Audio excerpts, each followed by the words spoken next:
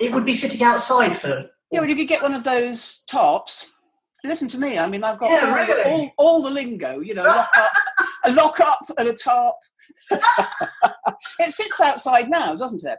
It does sit outside now, yes. Yes, so what's the difference? Eventually the gaffer tape peels off, so I have to... Yeah, okay, fair enough, good point. Gaffer tape, okay.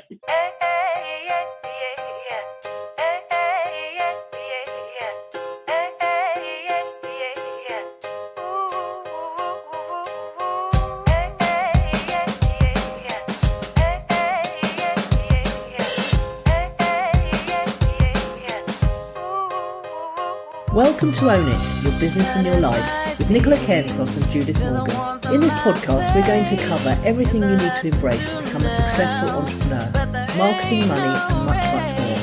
How to create a business doing just what you love. How to own it, your business and your life. This one will be fast, funny, feisty, and very lively. So sit back and enjoy the show.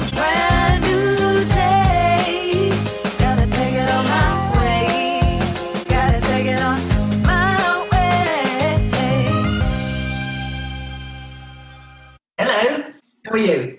I'm all right. How are you? I'm very well, thank you. How's your week been? Quite different. I back on the green juice again, specifically the mean green, which includes kale. I don't think I'd quite realised before that, Sarah, your sister, will understand this. Kale is very unproductive. You have to put an awful lot in to get not very much out. And I discovered yesterday, after I'd been for a round trip to the post office and back, that I was wearing most of my kale juice down the front of my T-shirt. I clearly looked like somebody who'd escaped from a home, home from Gentile. And on the weekend, I had a nice little outing to go and see Bridget Jones at the cinema, which was fun and funny. And I'd forgotten how much I like driving when the weather's nice and the tunes on the radio are uplifting. And today's a lovely driving day. Have you got nice weather today? We have. It's sunny, and I was just thinking I ought to open the back door to make the most of it. Yes, and speaking of doors, and I've made the same mistake this week that you did last week. If you've got your washing machine on, you need to shut the door, because last week's episode we listened to your washing machine all the way through. I realised when I listened to the recording. Yes, but don't worry. It was low key. I did wonder at a couple of moments when it kicked into spin, but you didn't mention it, so I thought, No, and I did think to mention it. It was only when I was listening to the recording I thought, I should have said something about the washing machine. Anyway, I think mine is just coming to an end. So the trials of but Ophonic should have removed the background sound, did it not? No. Or did you listen to it after Ophonic or before? I don't know. How would I know that? I listened to it as soon as you made it available to me in the back end. It hadn't been Ophonic then, so fingers crossed it'll be all right. Okay, good. Yeah, because it takes any background sound out, although we can't rely on that. So I just thought my directional mic was sorting it out, but because I couldn't hear it when I was editing, but obviously... Well, when I pressed the button this morning, I thought it would be over, and I shut the kitchen door, and then I realised actually I'm in the office with the boiler, and every time it needs hot water, then the boiler goes off. So it's just a different version of a background noise, isn't it? I think we'll be all right. I think Ophonic will handle it. Good. So tell me about your week. Well, my goodness, the house is pretty empty. Sarah has been. Words cannot. I mean, every morning I wake up to the sound of cupboard rummaging, and she's got to the stage now where every single cupboard has been gone through, stripped of anything unnecessary, sold, and we're really living on the bare bones of what we need to exist now, which is actually incredibly liberating. Yeah, it is. Yeah, I was upset the first week, but the second bit now I'm really getting into it. It is liberating. I will tell you that having done it for a couple of months, it's quite testing. I'm really I'm looking forward to getting to the other end and unpacking and having a few more things. Yeah, because you really went for it, didn't you? And you really... Well, I knew the same as you, actually. It's interesting. I took the same strategy as Sarah, which is you can't do it all at the last moment because it's too stressful. Yes, well, I sort of thought it would be too stressful not to do it at the last minute because I'm a very much last-minute, spontaneous kind of merchant. But yes, we've had a stream of the most hilarious people coming to pick up the strangest things, either free or at low cost. I mean, I stood in the garden the other day holding the garden furniture while someone her entire life story while she was trying to, use my toolbox to get the legs off the garden table. But I just thought, it's the chat. They all want to chat. They can't just pick up and go, although some do. I did have a very funny moment. I was watching, it sounds really weird, right? But I was watching the autopsy they had on the telly the other night. And it was really, really interesting. But there was 4 people coming that evening to pick things up, so I had to keep pausing the telly to open the door. And when you open the door in this house, I don't know if you've ever been to this little cottage. Did you come when it was Steve's funeral? I don't think I've been to where you live now. Yeah, no. the door opens straight onto the living room. So as someone's standing at the front door, they can actually see what you've got on the television. And I got away with it for 3 of the occasions. And on the 4th occasion, it was paused at a particularly grisly bit. And this woman was lifting whole armfuls of organs out of this body. And he looked at the telly and I said, "Oh, don't worry, I'm only watching an autopsy." He looked at me and I've never seen anyone get away. So. Good. I mean, I've got quite a fine art of not engaging people in conversation, really. I don't let them in. If they come to collect something from Free Cycle or Gumtree, I just take it to the front door and say, "Hope you enjoy it," and off they go. I know. Anyway, it made me laugh quite a lot because I have been left in charge of giving people items on occasion. Yes. Now, I'm slightly anxious about the selling of the golden car. Yes, why is that then? Well, because when she comes back in 6 months' time, what's she going to do? Well, the thing about cheap cars is you can always buy cheap cars. The whole point of this is to get rid of everything so we've got maximum cash in our pockets and then live out there as frugally as possible so we come back with maximum cash in our pockets. And, she bought that car for 500 or 600 quid. She can buy another one for, say, 500. Okay, fair enough. Okay. We're trying to have this. It's been a real interesting exercise in scarcity thinking because we've been, I've come back, you tend to assume you're going to come back with no money for some reason. Whereas actually the whole point of this is to live rent-free for 6 months, which will be at least 9 to 10 grand extra in my pocket.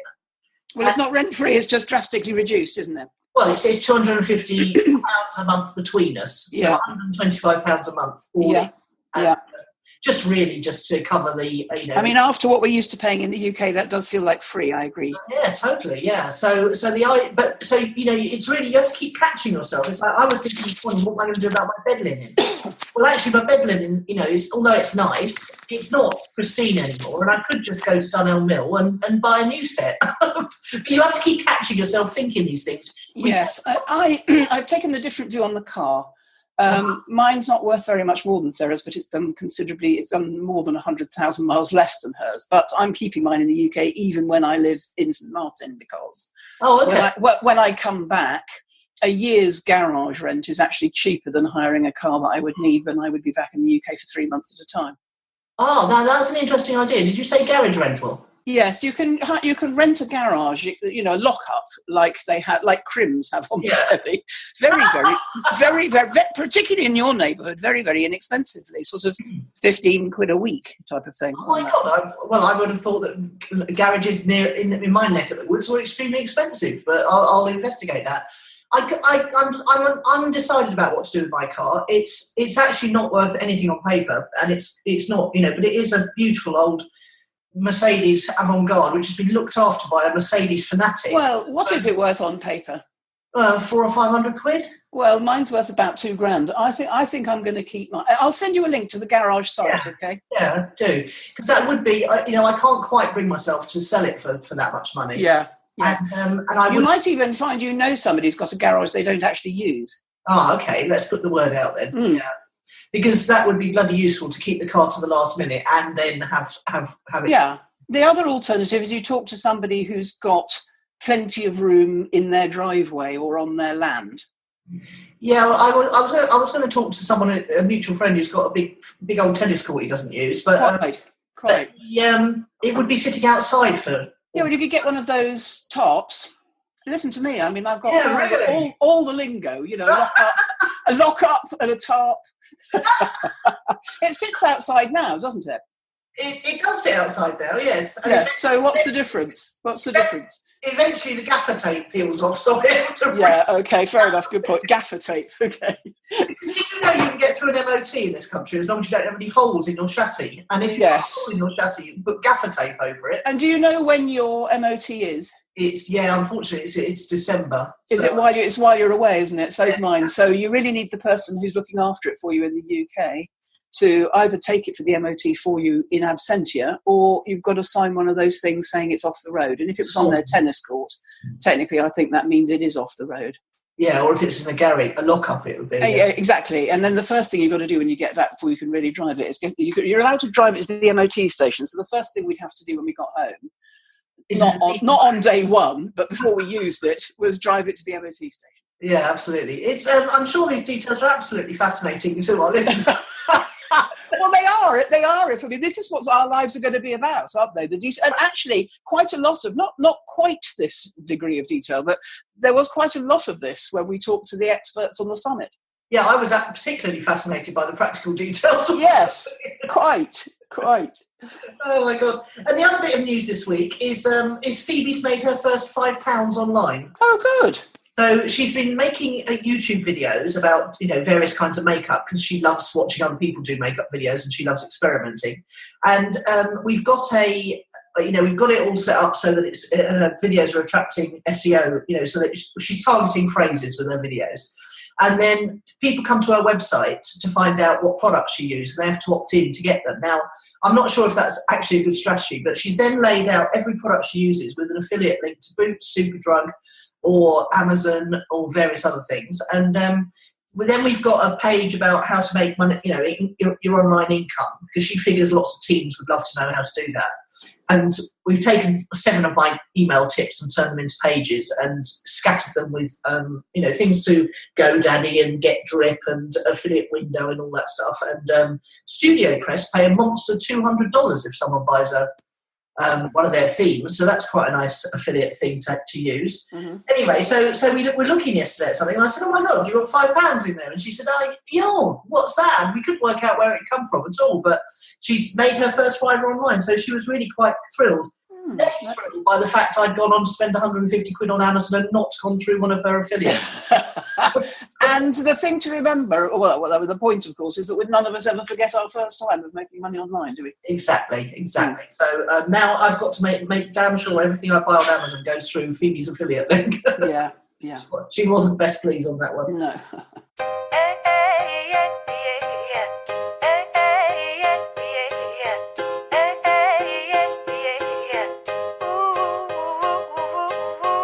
Good. So, what's fueled your fire this week? Oh, you go first. Oh, okay. Well, I have had one of those weeks where everything seems to come at you about a certain topic. And there are 2 topics this week. And we're going to go into one on the client challenge, which will be a surprise to you. But it won't be once we start talking about it. But what's fueled my fire this week is I was doing my usual thing of watching Gary Vee, and he had a guy called Simon Sinek on the show. Sinek, S-I-N-E-K. Simon Sinek. Anyway, Simon Sinek is the author of Start With Why. Now, I'd read Start With Why, and I really, really enjoyed it. And judging by the amount of pages I'd turned down, there was quite a lot in it that I wanted to take note of. But listening to him talk to Gary Vee, I was very struck by what he was saying, and I went off to find what else there was. And I ended up watching one of his videos on YouTube, which I highly recommend to you, which is about how leaders get more followers. Or how to get people to follow you, I think it's called.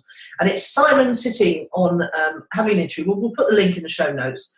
And I was just watching it and really enjoying it. And the last 20 minutes, he started to talk about something that's going to be our client challenge of the week. And he was talking in such a way that I was really very moved. And it's the last 20 minutes of his talk. And it's all about, especially if you've got kids or you're around young people, about how if aliens came down onto the planet 10 years ago and they would, went into a coffee shop or a restaurant or whatever, they would see people talking and interacting and having a lovely time. But if aliens came down to the planet now, they would see everybody, pretty much everybody, looking at their phones. Mm. And he was talking about how highly addictive it is because of the dopamine hit that you get when someone mentions you on social media, when you get you see this notification. apparently it just gives you a shot of dopamine, which is incredibly addictive. So I was just really interested by that. And Simon Sinek, I've just been watching everything he's done ever since. You know how you get on a real thing, a bender, if you like, of watching on social media, obviously. Yes. But he's got the second most watched TED Talk of all time. Yes, I've seen that one. Yeah. I know what it's about, Apple and loyalty or something. It's about having a why. And so I then went and thought to myself, it really made me think about the 3 business websites I've got, and do they communicate my why? And when I looked at them, I thought they don't actually. Somehow my why has slipped off. And it's about how much more powerful it is when someone comes to your website and reads about why you do what you do and why you're so passionate about it, rather than just a boring old corporate, mission statement or something. So I've been busily putting my whys back up in. Well, interestingly, I've had a debate with a client in the last 6 weeks or so about this Simon Sinek why video. Oh, okay. Because, what was his name? John Richardson said on the interview we did with him in the summit that the Simon Sinek most watched video on TED about your why was irrelevant in his client's world, because in his client's world, he's teaching coffee shops about making more profit. And his theory, John's theory, was actually when you go into a coffee shop, an independent is different, I think, but when you go into, say, Costa or somewhere else to grab a sandwich and a cup of coffee, you couldn't really give a shit about their why. That's what John told us on that interview. And one of my clients had watched the Simon Sinek interview, and she was had been very, like you, been very affected by it, was going quite seriously into her why. And I advanced this theory that John had put forward, and she said, I'm not sure I agree with that. Before I go into a coffee shop, I might be interested in their ethos. And certainly there's a whole chunk of coffee shops in the independent sector, and lots of listeners I know who don't like chains, for instance, would say, I think the why of a coffee shop is very important. I want to know that they've grown up with homemade organic recipes and that they make them in the store for us to enjoy, and that they sustainably source their coffee and all that sort of thing. Whereas John's point was the rump they want cheapness or freshness or availability or speed or something like that. The why, you could be regarded as a sort of first world middle class thing, like first world problems hashtag. Yes, yeah. So I think that I think what he's very good at is taking you with him, so that you think, oh yes, this man talks a lot of sense. And you're sold by the whole thing. And this is not a criticism, because many of those TED Talks, they do the same thing to us as well. And you end up not questioning it. And I was fascinated by John's point of view, which is why isn't always relevant at our level of business. And I suppose it depends on what you do. Yeah, because, thinking about the Facebook ads thing, I've had this really interesting phenomena where I wasn't sure what was causing it, but I think, I've had this sort of dearth of inquiries recently, and I wasn't sure if it was the whole, Steve thing, or if it was my energy levels, or, the attraction factor or whatever. But I realised it's because when I started Clicks and Leads, I was passionate about good quality traffic available to everybody, not just people who can afford 10 grand a month budgets.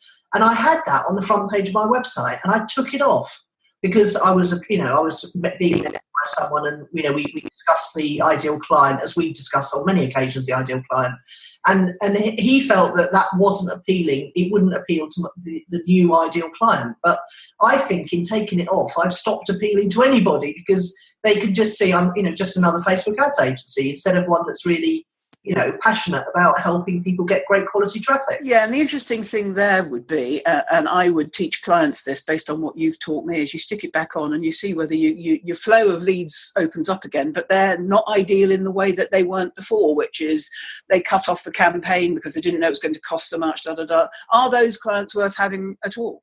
Well, thinking about the clients that didn't work, they didn't have a why. The ones that didn't work just wanted to make money, but they didn't want to make money enough to be putting in the effort themselves, i.e. they weren't creating content. And I don't think my clients, for instance, have ever asked me before they became a client about my why, because I think they're interested in their why. Yes, absolutely. Yeah, it's different with coaches. Isn't it? I think it's different with every business model, and I think it's worth examining. But just coming back to the coffee shop example, someone working in a coffee shop needs to know their why, because working in a service industry, low-paid job, for example, Phoebe in the pub, she knows very strongly what her why is, because she wants to work in the best pub in town. They get the best customers in town, and she really enjoys the team spirit and everything. But her bigger why is that she loves the part-time nature of her job, even though she's earning pretty much a full-time income, but it's shift work. And when she's doing one of those 11-hour shifts, she knows that she'd rather be doing that because it leaves her free to make her videos. And I think I'm making an assumption here, which is ironic because I'm going to address that issue in Word of the Week. But the guys I see behind the counter in Starbucks, and it's been a few years now because I used to be a Starbucks junkie, but then I bought my own espresso machine, so I don't do it anymore. But it seemed to me that what they had was flexible part-time working. Yeah. And if supported studies or, being in the UK or anything. Yeah. And if you can connect to your why on a really good level like that, then I think doing any job would be easy. Doing it with enjoyment and passion has got to be better than doing it with, Well, this like Simon Sinek, what you're putting forward now is a very hearts and minds message. I imagine when you're on your 99th shift at Starbucks and nothing's changing in your life, you probably lose sight of your why quite quickly. Yeah, well, that's if you don't have one in the first place. Well, even if you've got one, it probably thinks, oh, God. No, you must have to remind yourself. I know he does occasions at 2:00 in the morning on a Saturday. Perhaps even a small tattoo somewhere. Exactly. That's a very good idea. Okay, so that's fueled our fire. No, that's fueled your fire. I haven't told you yet. I tricked you into going first. I haven't told you about mine because I hadn't really worked out how I was going to explain mine. Oh. I've had some very, very heartwarming feedback from a couple of clients this week. One who I've only been working with for a relatively short period of time, and one who I've been working with much longer. And the one who I've been working with a short period of time yesterday, she said, my husband says to me, why is it you get so excited before, during and after talking to Judith? She said, I've had coaches since 1999. How long's that? That's nearly 20 years, isn't it? Yeah, and nobody, I've never had a relationship like I have with you. And what happened there was she and I achieved immediate rapport. I got her, we like each other, it's fun, I love her thing. I've never had any clients that don't, not one other client that did something similar. I really like what she's doing, I like her. And we just hit it off. Now, the other client has been working with me for 2 years and she gave me similar feedback, but it was a slower burn. We didn't know whether it was going to work. And now she says, what did she say? She said, you've become so much of my support system. And I realised there, what she made me realise is there are clients where the longer I work with them, the stronger the relationship becomes and the more use I become to them. And that's the ideal client for me in a way where, if anything, I work with them indefinitely. Karen Gilbert, she's been a client of mine since that first day we met her at the Southwark Rose, which is best part of a decade ago. And I think that what happens there is the length and breadth and depth of the relationship, the mutual trust and respect. You can be so much more useful when you fully understand. And in both of these examples, the overnight one and the 2-year one where it grew in time, it's about rapport. It's about and that's quite a hard thing to describe, define, notice. So for instance, in the longer term relationship, I haven't always got it right all of the time, but we've survived it. Yeah. Do you know what I mean? So rapport with clients. I mean, what's fueled my fire is always going to be the buzz I get from working with the right type of client. And I think it's like you become a member of their team or a board member, if you like. Well, that's my ideal client, somebody who wants me on their side forever. I referred one of my longest standing clients who he's got the busiest life. It's unbelievable. And we sometimes don't talk for a few weeks. And he always pops up and he can never book in advance because, anyway, he's very spontaneous character. And I actually referred him to another coach the other day because I knew that they were versed in the traction method, and he wanted someone to come and sit in on a meeting, so quarterly meetings in London. And I thought, that's not a job for me. It really isn't. So I referred him to a coach that I knew was trained in this traction method and could come and be the word beginning with I completely escaping me now. Might not even begin with I, never mind. It's a word that means that they sit and they mediate between the parties to achieve the goals. And I suddenly had this thought, what am I doing referring him to another coach who could move on? And then I thought, if he's going to do that, he'll do that. So I can't stop him. Well, you can't service him from stupor if what he wants is somebody to sit on and call. Oh, absolutely, yeah. But so I just in passing made a joke saying, something I can't remember. It's something along the lines of she's only there to look after you in your meetings, you understand? And he said, oh yeah, completely. He said that completely wouldn't be the case. He said, we know each other too well now, and he thinks of me as an independent sounding board and someone who he can actually be as vulnerable as he needs to be. Well, quite. That's it, I think, because the deeper the relationship goes, the more you can get into that level of support. Yeah, exactly. It's very, very special indeed, isn't it? Mm. If you are bored by working for someone else, or tired of trading time for money, or a business owner who's ready to travel and have adventures, then Own It the Summit is for you. We interviewed 18 inspiring entrepreneurs enjoying unique lives. Now you can dip into those lives and decide which of the business models will work for you. Our interviews will show you how to design your dream life beyond the laptop and how to live and work in your favourite ways and places. Our intrepid 18 share the tools and techniques they use to work on the go and what living and working in total freedom really feels like. Find out more at ownitthesummit.com.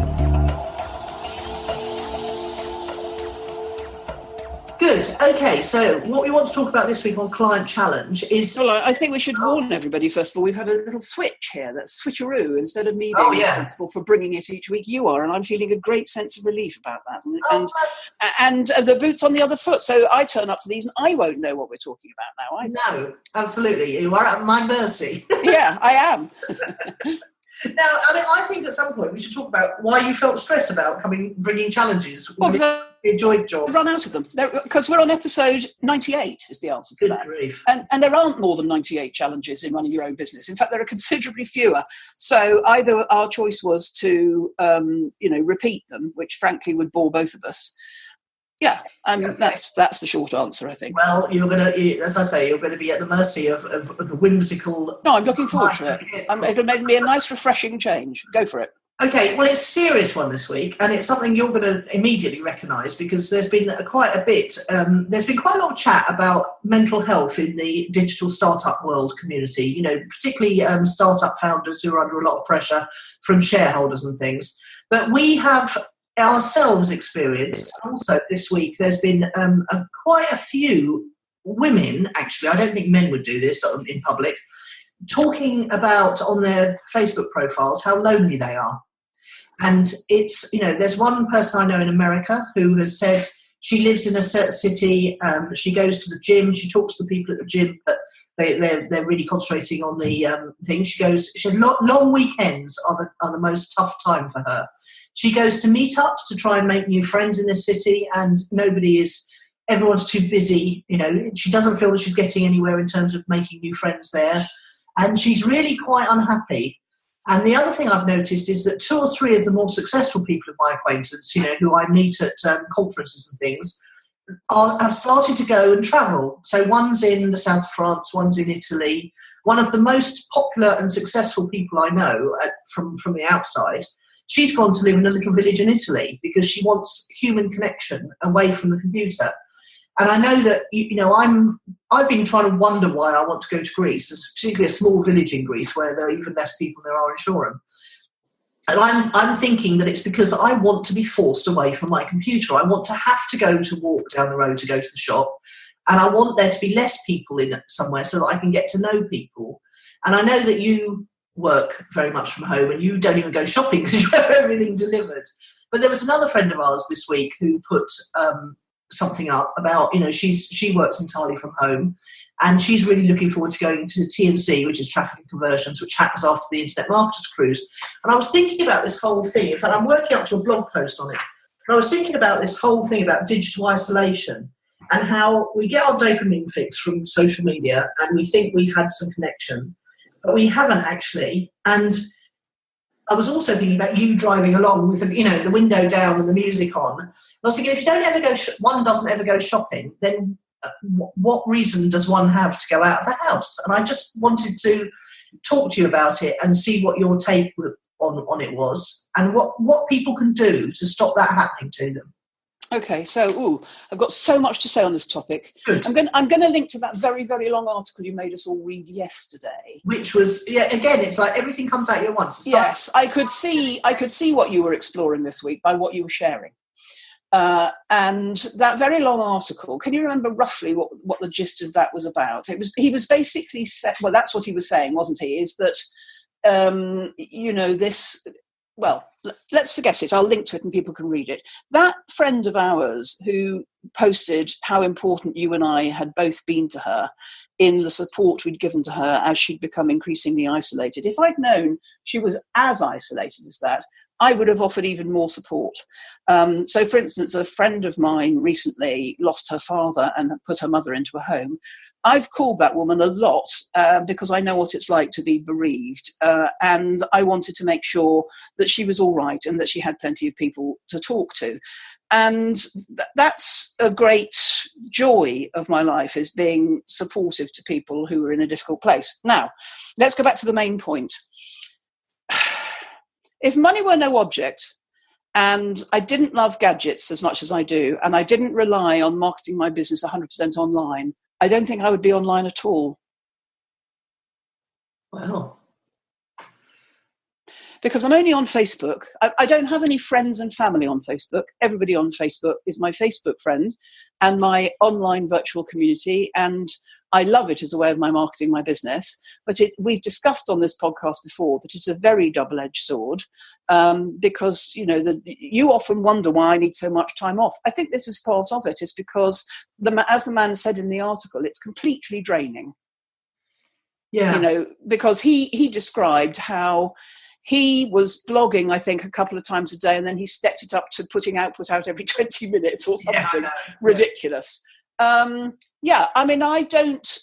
do not fool myself that the dopamine hit, if that's what it is real. Driving to and from the cinema with the window down and listening to music and singing along was more fun. What I would like to give, why I wouldn't be online at all, is because of the addiction. So that thing you said in the previous section about Simon Sinek saying that if an alien had come to Earth 10 years ago, we'd all been talking to each other. And now, now we've got our heads bent over phones. I don't have a phone, but I do have my head bent over an equivalent gadget. I loathe the way people use their phones now. I loathe being with people who are always on them. I've always loathed it, actually, even before people were on them to look at them for online content. There were people who were slave to their mobiles ringing. I've always loathed that. Yeah. When you're with me, or you're not. When I'm with my clients for an hour, I'm not doing it. I'm not multitasking. The rise of the multitask is completely exhausting. However, I have never, ever, ever in my life, neither do I expect to ever feel lonely, because I enjoy my company so much. Mm-hmm. But I don't want my only experience of the world to be through my gadget. And I think that's why we're both on the move. Yeah, it is. And, I sit with Phoebes and Sarah. We're watching a telly programme, and Phoebes is, if she's not 100% engaged in the programme, she's on her phone. And Nelson's on his phone constantly, regardless of what's going on. They think being in the same room with someone is being with them. And I think the kids think of it differently, and they've got a biological imperative to go out and meet actual people too. So they don't seem to be as slavish to it as, even perhaps I am. So, they all go out and they don't look at their phones, that they might do a snap. I was talking to Phoebe about it last night. She said, well, when I'm out with my mates, I'm out with my mates. We're all talking to each other. We're all, dancing, or we're listening to music, or we're we're just having fun together. She said someone might take their phone out and do a Snapchat, but they'll put the phone away again afterwards. It's not like we're all out and everyone's on their phones. So I think they've probably got a better handle on it than we have. But, especially when you think about, I've been the one who hasn't limited my kids' time on digital media at all. I haven't. I've felt it was important for them to know how to use it and handle it, and that I could, me limiting the time they were able to get online was just ridiculous and forced and wouldn't be teaching them the skills they need later. But I'm wondering if there's a generation, in the late 40s, early 50s, particularly women perhaps, where they might have made the effort to go out and socialise more with each other. The ones who are starting to look after parents, the ones who haven't got partners, the ones whose partners have just died. You would have to force yourself to go out and see people or join a social group or get a hobby or something, wouldn't you, in the olden days? But now we can all connect on digital media and feel like we've had some sort of social interaction. Well, I think we've got to be careful here, because I think we're defining a certain sort of person. If we convert this to wealth dynamics, the people I know on the star, supporter, deal maker, extreme right-hand side are still going out as often as ever. Interestingly, they're going out. So I've got a friend who's a classic supporter. She's never at home. She's got a bloody mobile with her, iPhone with her, which she's incessantly answering calls and tweeting and texting, but she's never at home. She's a person who says, can we meet? Can we have a phone call? No. I don't want that connection with people because of how much I enjoy my alone time. I think we've got to be careful not to define the world through our centrist. We're right down the middle of the wealth dynamics. We're 50-50. We can manage without. And the addiction, well, I realised when I was reading that article of yours yesterday that one of the reasons why I do everything online is efficiency. So one of the things that's very important to me is to be efficient use of time, because I've always been self-employed and time is money. So having my groceries delivered and having things done for me and me never having to leave the house is efficient. It means I can keep working, I can be productive, doing things I prefer. But and actually it seems to me that people who prefer to go there and feel things and talk to people and see the whites of their eyes, they're different personality types to me, and efficiency is not a bother to them. It's just more, they need it. They need that, the supporters need that human contact in the same way that I don't. Yeah. And I was thinking about, how it could be different, So I was thinking about where we live. We could live where we love and where our batteries recharge. So, the girl who's gone to live in Italy, she's having a fantastic time with lots of Italian natives. But And then you can spend real time with your family. It's like when you come back to the UK, you're going to spend a lot of time with I imagine you'll spend a lot of time with your family at events and family get-togethers and things. But then I think we can gather in tribes. We can, for example, I was listing all the events that one can go to. You can go on the Marketers Cruise for a week, and that's, funnily enough, where I see 3 friends that live literally within 30 miles of me, but we never see each other at home, very rarely. One of them invited me over the other day. I have lunch with one of the others, and that's it, twice a year. But we all spend a week together on the Marketers Cruise. Then people go on to traffic and conversions, and then straight after that, it's super fast business in Australia. And then James has started doing retreats in the Maldives, on a yacht in the Maldives. There's the Mavericks, Yannick Silver created the Maverick Adventures, where people get together and go and do mad things for a week. There's Vaynerworld, there's Chris Ducker's event, there's Pro Bloggers event. So you could actually spend the whole year living somewhere fabulous that recharges your batteries, but going out from there to an event where you hang out with your tribe and strengthen the relationships that you can then keep going with social media. So I think there's perhaps a different way to structure your life now to get the social interaction that we as human beings need.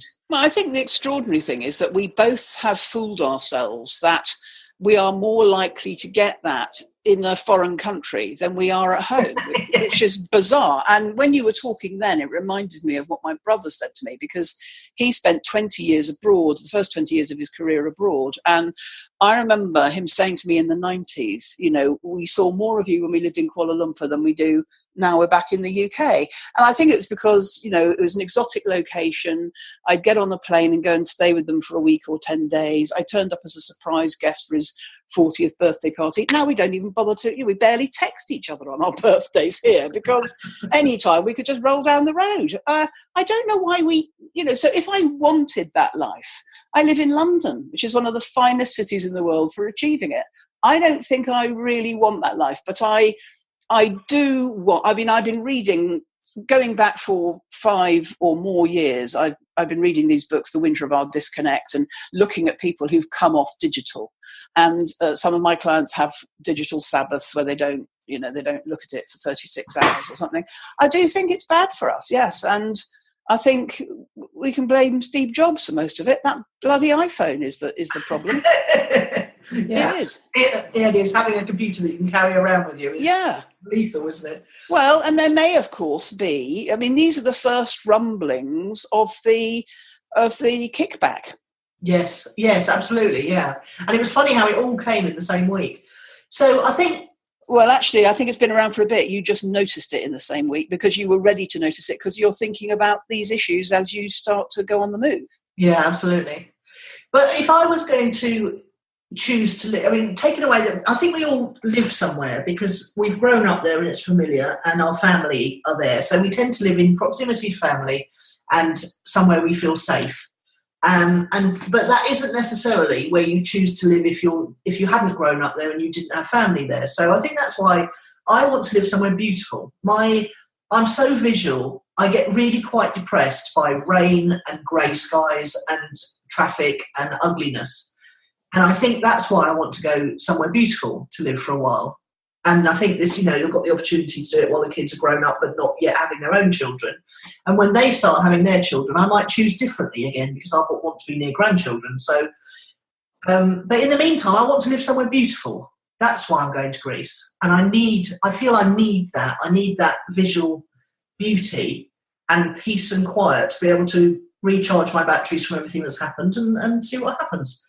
But then I suppose you can then go and hang out with your tribe at these events. There's no reason why I couldn't go to all of those events from Greece. A bit more challenging to get to the airport than Gatwick just up the road. And then I can come and spend quality time with family in short bursts. I think that's I think you've got to just think about why you live where you live. Does it fill your needs about where you live? And then if you're going to live somewhere else, how can you then do the social things? But then you've got the other thing to throw in the mix, which several people have said this week, haven't they, about parents, elderly parents, which must be terribly difficult. And my mum, I haven't spoken to her for 20 years, so she's not, and the other one's in New Zealand. So well, both mine are gone, so I'm completely liberated to live my own life in the way I think fit. And that's a marvellous thing. When you come out the other side of the losses of your parents, that is a marvellous, liberating thing. And our friend that we mentioned earlier, who shall remain nameless, that's what's kept her somewhat trapped as well of late. So here we go. Here's what I'm going to say in the end of this, which is we're both discussing this in prospect. Reality is going to be very different. Yes. And it'll be interesting as the podcast unfurls for people to hear, because, writing a blog post is all very well. You can put a good spin on it, but you can't put a good spin on it when you're talking about it, can you? Well, I think it's a different medium, isn't it? Very much. Yeah, let's see. Yeah, absolutely. Okay, so in I think getting people to look at how they work and how they live, if you're working with a client on this, how would you encourage someone to avoid digital isolation? Well, I'll tell you what. I tell you what I think.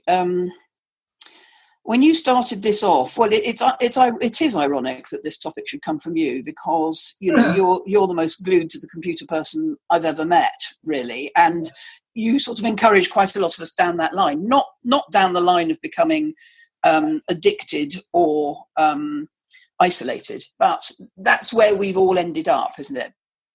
By being in a relationship with our gadgets.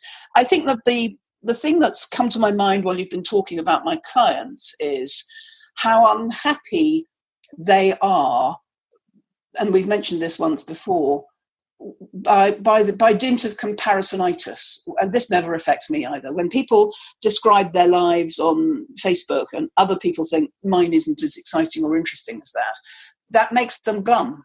Yeah. But I wouldn't necessarily believe the blather in the first place, you see. Yes, no, exactly. And I definitely don't. Unless, the only things I feel a bit envious of is when I see people living in Italian villages. Well, there we go. And I think for me, and I struggle with this, and I don't say it out loud a lot, but I'm going to say it out loud now. The rise and the rise and the rise and the proliferation of the selfie generation, I think, is awful, truly awful, self-destructive and awful. Me, look at me, look at me, look at me. Grim, absolutely grim. Somebody said this week, I've got a confession to make. I bought my first selfie stick. How I held myself back, I do not know. The whole thing of me is bad for our society. And you can see that the people drive like that as well. They come out of side roads because they think they're entitled to come first in every area of their lives, in every manifestation of their lives. Yeah, yeah. I have a selfie stick. I've used it 3 times. Yes, yeah. I mean, as if people could give a shit really about other people's lives to that degree, I think. Yeah. But anyway, and actually when we talk about comparisonitis, it's not just other people like us. It's icons, isn't it? I mean, there's that very funny woman. Have you seen her? Who tries to copy the celebrity poses. Have you seen her? No, there's a picture of Victoria Beckham lying on a chaise longue with one leg at the 90-degree vertical when everything else is horizontal. And you see the woman try and do it in a similar outfit at home. It's laughable and very funny. But, you've got to take it all lightly because it isn't true. It's all airbrushed. Yeah, absolutely. It is. Yeah. So that's that. There we go. So you can use your gadget to enhance your social life. I've got lots of, you've got lots of friends. I've got lots of friends I would never have met otherwise. Oh, quite. And that's a boon, of course. And if we're going to measure this up, on scales of how important it's been in our life, how useful it's been. I mean, my business couldn't have done what it's done without it. I've met some fantastic people. Okay, so there's another side of the coin. So all we need to learn, as with anything, is how to balance this. But I think but it's one of the reasons why I haven't yet publicised my blog of our impending trip, except to you and your sister, is I'm not sure I want people to know it. Yeah. I'm in 2 minds about it. I'm recording it for me, but I'm not sure I want to share my adventures with the world. I'm really in 2 minds. And I've often done this with blogs before, is you just publish them and you take them offline again because it just feels too raw and too private, some stuff, I think. Yeah. Anyway, we'll see. Yeah. We could talk about this more, actually. We could, yeah. But you started it with the mental health issue. I think if people are having mental health issues with it, then they got to get some help. Yeah, if they're feeling depressed and isolated and lonely. I mean, it just all came on me this week. Articles, people talking about it in the it just all seemed to come at me at once. Yes. It was really interesting thinking it through for my own motivation. Yes, and you said, I've written down here when you were talking about Simon Sinek, addictive. It's the addiction, and anything that we're addicted to is a problem. Yeah. But once you're aware of it, you can take steps to... You can. Do it. And your steps don't need to be the same as anybody else's. They just need for you to get back into balance. Absolutely. How can one become more mindful? And how can one enjoy being in the moment when you're away from your gadgets? Yeah. And I find that's quite easy, actually. Once I've... if I go to my brother's for the day, and my iPad's in my handbag, and the handbag isn't where I am, I'm fine. Yeah. He said, because he's got an iPhone, he actually needs to keep checking it. He's addicted as well. You see, we all are. Yeah, you wouldn't think so, would you? No.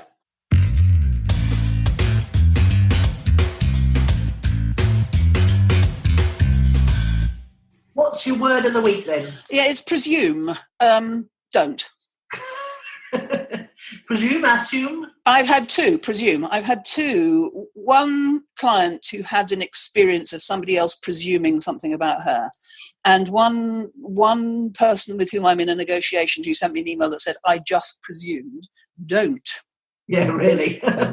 It's definitely a worse word than assume, isn't it? Yeah, don't do it. Stop it. Just check your facts.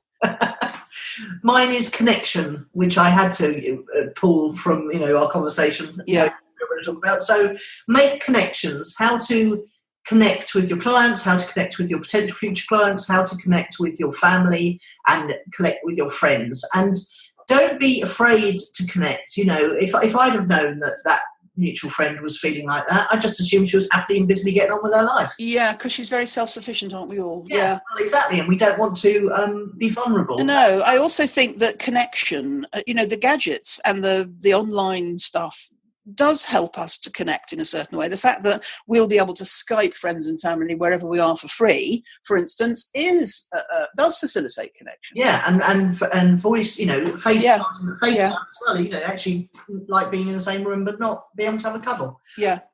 Yes, so connection, and Simon talks about that as well. He talks about being vulnerable and how great leaders make it okay for people to be vulnerable. And I think that's what. Don't be afraid to be vulnerable, and if you're feeling miserable, reach out and connect with someone. Yes, I think it's hard. Love to help. Yeah, love to help though.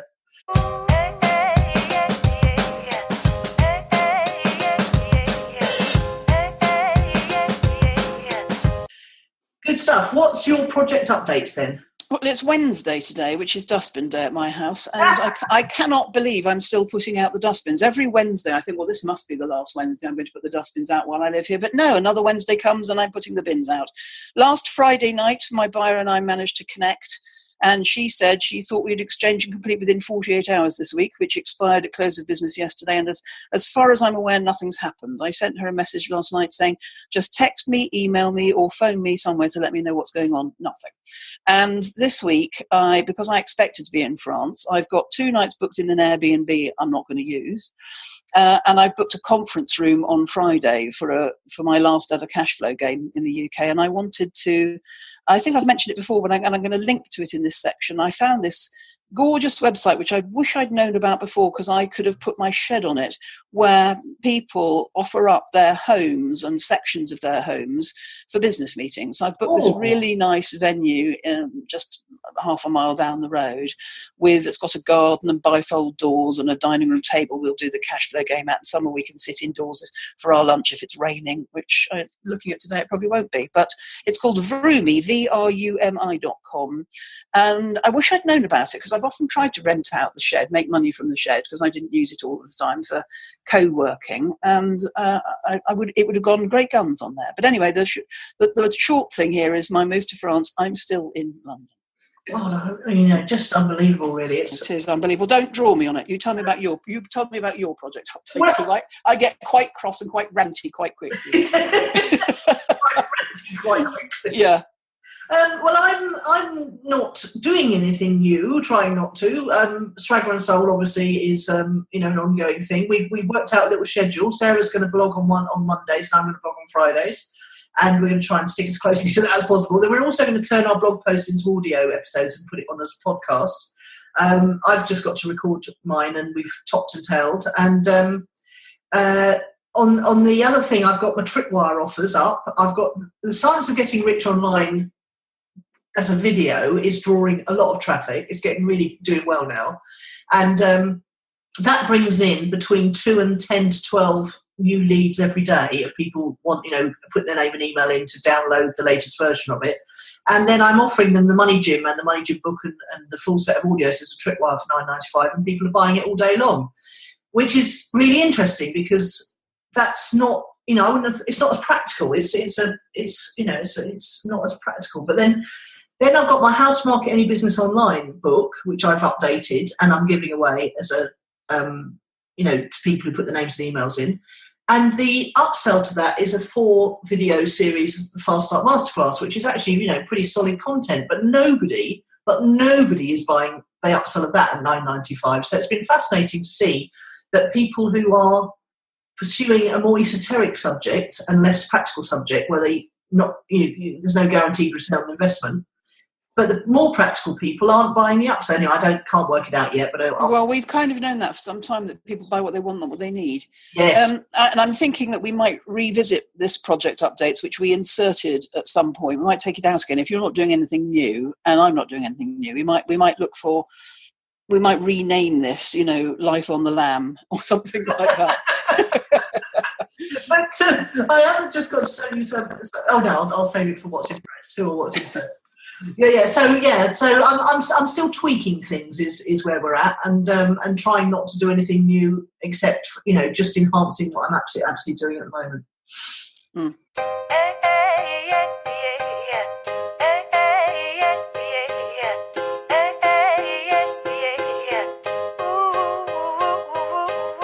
What about you? Who or what's impressed? Well, I thought I was going to have to tell you nothing. Although my clients impress me all the time, I don't want to keep trotting out their little successes here. But and it occurred to me last night in bed, okay, I have got something I could tell Nicola about in this section. It's not who or what's impressed. I've just come up with a couple of sort of remarkable things. I'll do the easy one first. I'm doing this, sharing a piece of music every day, and today is day 265. And what that means is there's 100 days left to the year end. And you're 100. Sorry, you just stopped talking there. Well, there's 100 days left, and there's only 100 days of 2017 left. Right. That's the point. That's the point there. Actually, I'm not sure whether 2016, only 100 days of 2016 left. I'm not sure whether it was a leap year this year. If it was, there's 101 days left. I think it might have been a leap year this year. Anyway, it's remarkable. In one of your articles yesterday, I think it was one of your articles yesterday, it might not have been, it said the older you get, the faster time goes. And it is an act of mindfulness to share a piece of music and count off the day with doing it. So day 226, 265, day 266. It is an exercise in mindfulness, which is, look, a whole day's gone by. But I think, here we are, and we've only got 100 days left. But that's not the thing I wanted to talk to you about. The thing I wanted to talk to you about was what's remarkable. On Friday, as I've already said, what looks like my last ever London cash flow game, which I've been doing for a decade or so. Wow. A rash of people wanting to come, even though when I've tried to sell it, it's not always been wholly successful. When I lived in Canary Wharf and did it monthly, Janet Swift drove from Gloucester to Canary Wharf for a year, which I thought was pretty impressive. And since I've lived here, people have come from Scotland and people have come from France. But on Friday, the reason I'm putting the game on is because I have a client visiting from America. Now, do not fool yourself, gentle listener. She's not coming from America to play cash flow with me. She and her husband are having a 10 days holiday in London, and she's a member of Small Business Big Magic. So she's having a lovely time meeting people she's only met virtually. Well, that goes to your point, doesn't it? She's in London and she's going to see us all face to face, and all we've been is virtual friends up till now. But on Friday, I've got somebody coming to play cash flow with me and who's made the longest journey yet. So that's the sense in which it's remarkable. Even people coming from Scotland and France is pretty remarkable. And as someone who finds consistency really difficult, I'm deeply impressed you've been doing it for a decade. Well, I think it's the most valuable work I do. Well, the cash flow game. Yeah. Ours are going very well on eBay. They're being beaten only by a copy of Chartbuster. Did you ever play Chartbuster when you were a child? It's a bit like Monopoly, but set in the music industry. You're selling games that you've held on to since you were a child? No, I bought this one for Heather for Christmas several years ago. Okay. For £10, because she talks about it quite a lot. Chartbuster is, one of the happiest times of our childhood. So I thought it'd be quite nice to buy her the game. And Dan Thompson, the artist makers guy, found me a copy he said to me, anyway, I can't remember how it came about, but he bought it for me for £10. And it arrived, and I gave it to Heather, and she completely ignored it. Oh, well, that happens, doesn't it? I've noticed that before. When you give people things they talk about incessantly, they look at it and they go, what? I know. But it's selling for, I think it sold last night for over 50 quid on eBay. So good. I made a good, healthy profit on that. Yeah, good. And the other thing, Sarah's impressed the hell out of me. She's been relentless, as I say, about making, clearing things out, taking them to the tip and selling them. And it's been like a real mission for her. But the final thing was that my son contacted me the other night, and he said he he always puts aha on his text, which cracks me up for some reason, I don't know. And he said, aha, you're going to love this. And I thought, oh God, it's either going to be expensive or it's going to be something really good. And he said, I've been working on a new tune. And that sort of impresses me, because how can anyone, talk about your 365 days of music, you think every bit of music had been made that was ever going to be made, wouldn't you? But somehow young people come at things all fresh again. Anyway, he's made this new tune. He said, listen to the vocals. And the vocals of my ex-husband singing on the track. Cool. And it is so astonishing when you hear someone you don't, you know so well doing something out of context like that. And Irving just turned 60 recently. He was in Ibiza with the family for his 60th birthday. And wouldn't it be funny if he ended up being the vocalist on Yes, it would be very funny. Yes. Speaking of vocalists who are getting on a bit, I think you've picked your winner of X Factor too soon again. You always do this. Yeah. You go public with your winner too soon. Yeah, I know, and he's great, Nicola, and I hope he wins, but I don't think he will, because going back to the selfie generation, the rise of the NAF will do him down, I'm afraid. Yeah, no, you're right. He's gonna. I think he'll get to the live shows definitely, and then some young whippersnapper will knock him off the. One point about X Factor, if I may, which is I can't watch the coming week. The 6-chair challenge is like throwing the Christians to the lions in the Roman. And I can't watch it. I cannot watch it. It's the most despicable television ever. Can't watch. I agree, but I have to have a week off. Yeah, so don't talk to Judith about the 6-chair. No, please do not. Yes. But I think you picked the right geezer, and I know why you picked him, because he's soulful and it's exactly your kind of music. But I thought to myself, she's going to regret that. She's gone public with her winner too soon. I know. I think I'll be one of the youngsters. I know that. Oh, I think he's great, and he should win. But unfortunately, everything that's wrong with the X Factor means he won't win. Yeah, we're talking about Christopher Payton, if anyone's listening and wondering who I'm talking about. He's 46, he's a singer-songwriter, and he's been in the dance music industry for years, and he's, he can really sing, which is why he probably won't win. Yeah. I didn't think he was so good last weekend, did you? Yes, well, I don't. They have to sing in a gang like that. Yeah, no, I know. Honestly, they've got a whole raft of tests which are completely inappropriate. Yeah, so we won't talk about the X Factor next week, but we'll be at the same time. So it's not getting quite so ranty. Yes, we will. Okay. See you soon. See you, girl. Yeah. Bye. You've been listening to Nicola Cairncross and Judith Morgan. The podcast is called Own It, Your Business and Your Life. Do come and visit us at ownitthepodcast.com. We'd love to hear your feedback. You can find out more about Judith and visit her on her website at judithmorgan.com, and you can find Nicola at nicolacairncross.com.